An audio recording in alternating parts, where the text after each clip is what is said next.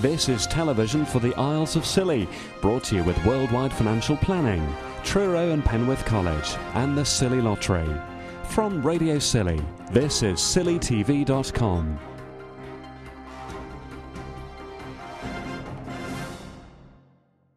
It looks like protesters who battle to save this part of Penzance seafront, the Battery Rocks, may have got their way. The government was set to announce whether they were putting in £42 million worth of funding into the Route Partnership project by the end of February last month. Scilly's Member of Parliament, Andrew George, says now it looks like they'll have to wait for an answer until the end of March, and they could expect the budget trimmed by up to 40%. Cornwall Council has agreed to underwrite the purchase of a new boat to replace the Scilly 3, which is reaching the end of her life. The steamship company would operate that service on a tender basis, but tenders for the boat-building project expire soon, and if they can't place a firm order over the next few weeks, some say the Route Partnership won't be able to get a vessel in time for 2013, and there'll be a delay of 1 year, and that will be too long, according to Cornwall Council's Graham Hicks. If there's less money from government, they'll have to change the specification of the boat, and if that's the case, Cornwall Council will have to find more cash as discussions continue, but Graham Hicks says they're not prepared to do that. The Friends of Penzance Harbour and other objecting groups want the Route Partnership to forget about the single boat option and pursue two vessels. They oppose the redevelopment of the Penzance Quay and the Battery Rocks. Two smaller boats would require less development of that area. But the Route Partnership say it's not possible to find two second-hand vessels that will adequately service our waters, and if you found them, you probably wouldn't be able to sustain an all-year-round service.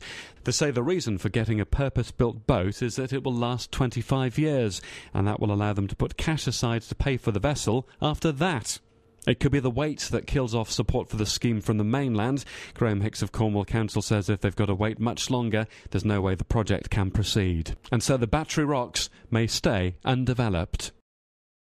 St Mary's Harbour Master Dale Clark has held his first meeting of harbour users to explain policies and ideas for the Dutch-operated facility and the Porthlow Boat Park. Harbour fees are going up by 3.5% this year, and the pricing for visitor moorings will rise by £1 a night to £18 for a vessel sized up to 40 feet. Dale said 2010 was a good year for visiting yachts, with 2,983 yacht nights and 645 nights of small craft moorings.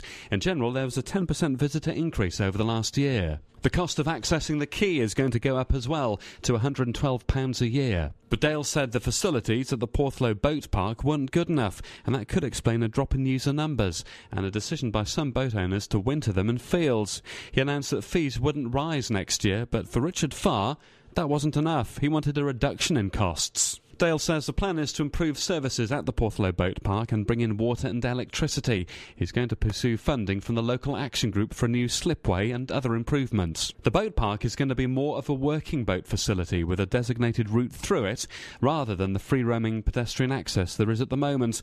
One attendee voiced a concern that people may be upset if they couldn't access the seaside bench. Dale said they could be flexible and find a path through the area. There'll be no reduction in the numbers of police at St Mary's Police Station, according to the Assistant Chief Constable who came over last week. Paul Netherton says they've had to scrutinise all the staffing across Devon and Cornwall, but on the islands they do have a need for 4 officers. Paul says the way in which the police are involved in Scilly is unique, and he feels that gives them a better understanding of locals' needs.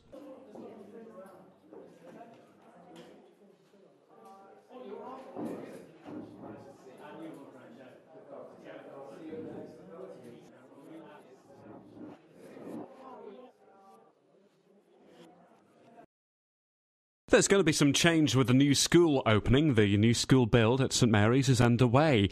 But there's also going to be some reorganisation of staffing, and proposals have brought some strong reaction from staff in meetings and written complaints and petitions. School headmaster Bryce Wilby says they have to streamline a top-heavy management structure and reduce the number of roles to avoid any job losses if they want to stay within budget and maintain the level of teaching when the new school build opens. Bryce says there are too many duplicated or unnecessary management roles that have evolved over time. His consultation exercise means that some staff would be effectively downgraded with a cut in salary to follow, but the financial blow would be cushioned as a salary reduction for a handful of staff wouldn't take effect for a few years. Bryce says the government's approach to school funding has led to uncertainty because the school only knows how much money it's going to get this year, instead of the previous arrangement with 3 years' worth of funding being announced. Unions are involved in the discussions, and Bryce says that's normal practice, but some don't believe they've been consulted properly.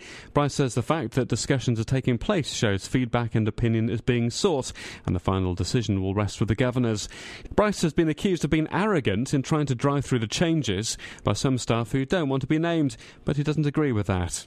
Bryce has reaffirmed his commitment to the off-island school bases and says he has no plan to close any.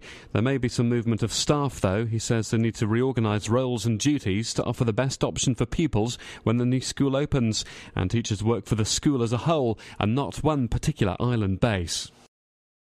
A small crowd gathered to watch the new Salvation Army clothing bank get installed by a crane on Saturday lunchtime. The collection bin was lowered into place next to the town hall by island carriers. It's the third of the units that have been used here over the last 20 years. They need replacing more regularly on the islands as our sea air encourages more rapid resting. Beryl Reid arranges the charity collection of clothes for the Salvation Army. Beryl says a clothing bank offers a better way of putting old clothes to good use, especially if they've been given by somebody who's had the painful task of clearing a wardrobe after a bereavement. Beryl says the whole process is a team effort using volunteer support. 32 Island youngsters have received their judo gradings at Carn Thomas School Hall. All the youngsters are above average and all the kids have gone up a grade. Tom and Jackie Graham came over from the mainland as sensei, as assessors, to score the island's kids. Tom's involvement with the island's judo club goes back 36 years when he worked on the incinerator on St Mary's that winter and decided to get involved. Jackie says the club in Scilly does well because there are so many family connections. Duncan Graham is the St Mary's Judo Club chair. He says that they're missing one of their key supporters, who's out of action as he recuperates from an operation.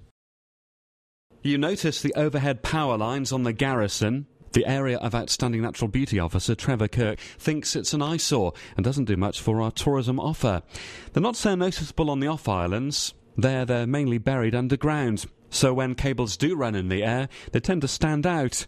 Now the AONB is seeking grant funding from Western Power, the Southwest Power distributor, to see if they can get some removed on Tresco.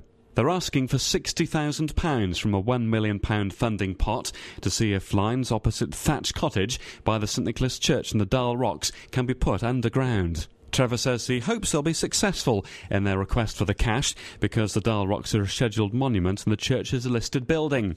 And he says if this project goes well, the hope is that other areas, like St Mary's and the Garrison, could then be tackled. But Trevor concedes there can be environmental problems with digging trenches in the first place, and with some of the hard outcrops of rock around the islands, it may not be possible to put all cabling underground or within budget. Swiss TV viewers are set to see a report on the world's smallest football league after reporters from their national station SRF2 came over to film a football game between the Woolpack Wanderers and the Garrison Gunners. Those are the two sides that play each other every Sunday morning during the season. Reporter Marcus Egley heard about the club after a previously visiting reporter wrote about the island's football league in a press article. Marcus says that Swiss viewers will be interested in our local team's passion for the game, but also the fact it isn't taken too seriously. Marcus said he wanted to find out what motivated a team where two sides play each other each week. Marcus contacted Anthony Gibbons, who set up a website for the St Mary's Football Club. Visiting TV crew have often used his email as a point of contact.